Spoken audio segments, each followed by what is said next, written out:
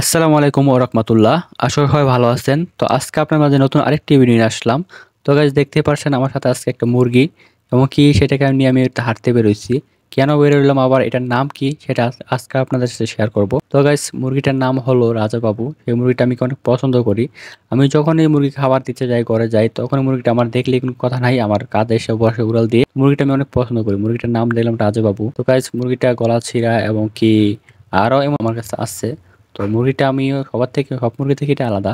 তারপর আমি এটা অনেক আদর করি এবং কি যারা নাকি পশু পাখি ভালোবাসি তো আমাকে অনেকে বলতে পারেন যে সে মুরগিটা নিয়ে কি করতেছে। তো মুরগিটা আমি অনেক পছন্দ করি এবং কি মুরগিটাকে আমি অনেক ভালোবাসি। যারা নাকি পশু পাখিকে পছন্দ করেন এবং কি ভালোবাসেন, পশু পাখি কখনো আপনার সাথে বেইমানি করবে না এবং কি মানুষ বেইমানি করতে পারে কিন্তু পশু পাখি বেইমানি করবে না। আরেকটা কথা বলতে চাই, তাদের নাকি ইচ্ছে আছে মুরগি পালন করার জন্য এবং কি অনেকে একটা কথা বলে যে ভাই আমার তো বাসায় মুরগি পালন করার ইচ্ছা আছে এবং কি আমার জায়গাটা অনেক ছোট। আপনার ইচ্ছাটাই বড় অনেক কিছু। তো আপনার ইচ্ছা থাকে এবং কি আপনার ধৈর্য এবং কি কষ্ট করতে থাকে তাহলে আপনি পারবেন। আমি যে মুরগি পালন করতেছি এখন এখানে 100 মুরগি আছে। তো জায়গাটা অনেক ছোট। এখানে যেয়ে দেখবেন বলতে পারবেন এত ছোট জায়গার মধ্যে কিভাবে পালন করি। তো আপনারা চাইলে আপনারা পারবেন ছোট একটা জায়গার মধ্যেই পালন করা পারবেন। কিন্তু ইচ্ছা শক্তিটাই অনেক কিছু।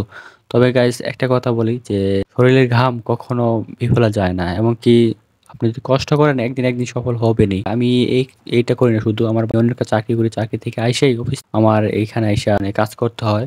মানে আমি যতটুকু সময় পারি ততটুকু সময় আমি মুরগির পিছনে দেই এবং একদিন আমি জানি একদিন সময় মানে কষ্ট করলে ইনশাআল্লাহ হয়তোবা সফল হতে পারবো। তবে গাইস আপনারা দোয়া করেন একদিন যেন সফল হতে পারি।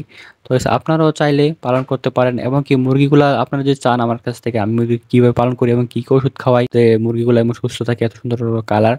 তো আমি একটা কথা বলি যে আমি আমার মুরগিকে আমি যে ধরনের ওষুধ যে বোর্ডিং এর সময় যে ওষুধ ব্যবহার করলাম ইনশাল্লাহ একটা মুরগি আল্লাহ তাআলা যে মারা যায় নাই। তবে আপনাদের সাথে শেয়ার করবো অন্য একটা ভিডিওতে। আপনি যদি বলেন যে ভাই আপনারা কি মুরগি কি খাবার খাওয়ান এবং কি ওষুধ খাওয়ান কমেন্টে বলেন ইনশাল্লাহ আপনাদের সাথে শেয়ার করবো পরবর্তী ভিডিওতে।